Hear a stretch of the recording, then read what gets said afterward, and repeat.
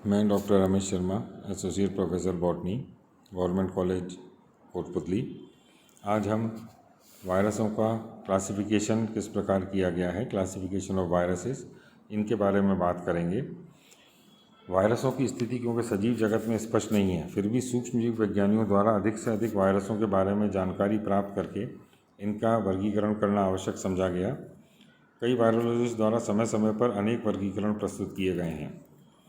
इनमें से अगर हम देखें, सबसे पहले अर्ली क्लासिफिकेशंस हम देखें, प्रारंभिक क्लासिफिकेशन किस प्रकार थे। इन प्रारंभिक क्लासिफिकेशन में वायरसों को परपोषी कोशिका पर उनके संक्रमण के आधार पर अलग अलग समूहों में बांटा गया, जैसे कि प्लांट वायरसेस। इस प्रकार के वायरस केवल पौधों को संक्रमित करते हैं। परपोषी की प्रकृति के आधार पर इनको भी उपवर्गों में बांटा गया है, जैसे जीवाणु वायरस जो बैक्टीरियोफेज, शैवाल वायरस फाइकोफेज, नीलहरित शैवाल वायरस साइनोफेज। दूसरे इनवर्टिब्रेट वायरसेस, ये वायरस आर्थ्रोपोड्स एवं अन्य समूह के इनवर्टिब्रेट जंतुओं को संक्रमित करते हैं। तीसरा कशेरुकी वायरस, ये वायरस कशेरुकी जंतुओं को संक्रमित करते हैं।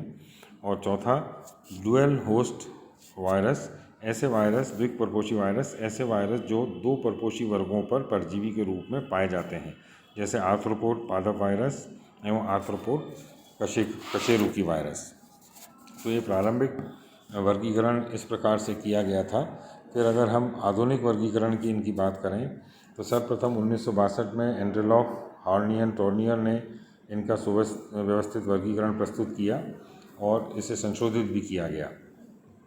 इस वर्गीकरण को LHT वर्गीकरण तंत्र भी कहा जाता है।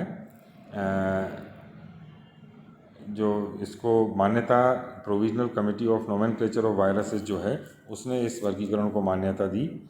इनमें जो इस वर्गीकरण की जो विशेषताएं हैं वो ये हैं कि इसके अंदर न्यूक्लिक अम्ल के प्रकार, वायरस की सम्मिति, वायरस का अणुभार, वायरस की आकृति एवं साइज, न्यूक्लियो कैप्सिड के चारों ओर आवरण की उपस्थिति या अनुपस्थिति, कुंडलित न्यूक्लियो कैप्सिड का व्यास तथा घनाभ प्रकार के कैप्सोमियर्स की संख्या, कैप्सिड में कैप्सोमियर्स की संख्या, न्यूक्लियो अम्ल के कुंडलन का व्यास, इंट्रासेलुलर मल्टीप्लिकेशन और वायरस का ट्रांसमिशन किस प्रकार से होता है, उसको इसके अंदर देखा गया।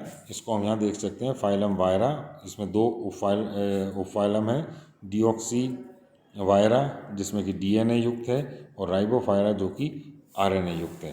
तो इसके अंदर फिर DNA के अंदर डिऑक्सी हेलिका और इसके अंदर फिर ऑर्डर कीटो वायरेल्स, डिऑक्सी क्यूबिका जो कि घनाभ वायरस है, इसके अंदर हैप्लोवायरस और पेल्पोवायरेल्स, और डिऑक्सी राइबो, डिऑक्सी निबुला जिसमें DNA छड़ाकार वायरस है, इसमें ऑर्डर यूरो वायरेल्स। फिर RNA युक्त वायरस जो हैं उनको RNA युक्त वायरस के अंदर जैसे कि राइबोहेलिका जिसमें कि कुंडलित RNA है, इसके अंदर फिर दो ऑर्डर हैं, रेब्डोवायरेल्स और सेगोवायरेल्स। इसी तरह से राइबो क्यूबिका जहाँ पर कि घनाभ RNA है, इसके अंदर दो ऑर्डर हैं, जिम्नोवायरेल्स और टोगोवायरेल्स। अब हम बात करते हैं कि पादप वायरसों का वर्गीकरण किस प्रकार किया गया। पादप वायरसों के वर्गीकरण की अगर हम बात करें तो जो पादप वायरस का वर्गीकरण है उसकी हम बात करें तो इंटरनेशनल कमेटी ऑफ नोमेनक्लेचर, उसके तत्वावधान में बनी एक समिति ने पादप वायरसों को 16 उप समूहों और 4 मोनोटिपिक समूहों में वर्गीकृत किया गया।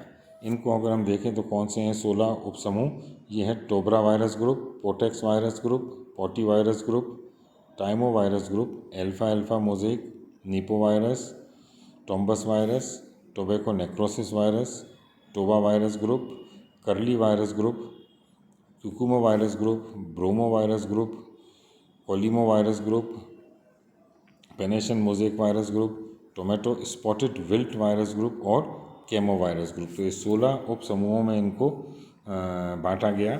नोमेनक्लेचर की बात करें तो यहाँ पर जो वायरस हैं इनकी हेतु द्विनाम पद्धति उपयुक्त नहीं है। वायरस के नामकरण की अंतर्राष्ट्रीय समिति जो international committee for virus nomenclature है, उनने वायरस के नामकरण हेतु नवीन पद्धति प्रस्तुत की। इस पद्धति के अनुसार वायरस के नाम के दो भाग होते हैं। प्रथम नाम वायरस का प्रचलित नाम होता है, जबकि द्वितीय भाग में वायरस की कूट संरचनाओं का उल्लेख किया जाता है।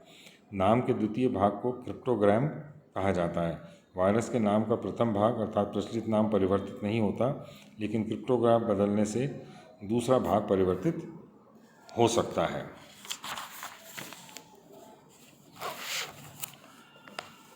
क्रिप्टोग्राम में 4 युग्म कूट संरचनाएं होती हैं, जो कि निम्न हैं। फर्स्ट पेयर न्यूक्लिक अम्ल का प्रकार व रज्जुक संख्या सिंगल स्ट्रैंडेड है या डबल स्ट्रैंडेड है। सेकंड पेयर न्यूक्लिक अम्ल का अणुभार, वायरस में न्यूक्लिक अम्ल की प्रतिशत मात्रा। तीसरा युग्म वायरस का परिणाम, न्यूक्लियोप्रोटीन का परिमाप। चौथा ग्रुप परपोषी का प्रकार या संचरण वाहक।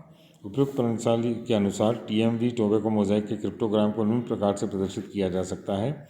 प्रथम युग्म में R हो गया क्योंकि यहाँ पर न्यूक्लिक अम्ल RNA है, और ये 1 हो गया क्योंकि यहाँ पर सिंगल स्ट्रैंडेड RNA होता है। द्वितीय युग्म के अंदर जब अणुभार है तो यहाँ पर इसका 2 अणुभार है और इसमें न्यूक्लिक अम्ल की प्रतिशत 50%। तीसरा युग्म वायरस का परिमाप या न्यूक्लियोप्रोटीन का परिमाप, वायरस सुदीर्घित है E और न्यूक्लियोप्रोटीन लंबा है एलोंगेटेड। चतुर्थ युग्म के अंदर जो है वो परपोषी का प्रकार, तो बीजधारी पादप सीड स्पर्मेटोफाइट्स, और उसका रस का संचरण जो उसका इसका संचरण किस प्रकार होता है। तो इस प्रकार टोबैको मोज़ेक वायरस का क्रिप्टोग्राम हो गया R125EESS होगा। तो इस प्रकार ये वायरस का जो क्लासिफिकेशन है, पादप वायरस का क्लासिफिकेशन, और फिर इसका नोमेनक्लेचर के इसका वायरस का नामकरण किस तरह से किया जा सकता है। जिस तरह से जो नॉर्मल पादप हैं उनमें जो द्विनाम पद्धति होती है वो यहाँ वायरस के अंदर काम में नहीं ली जाती है।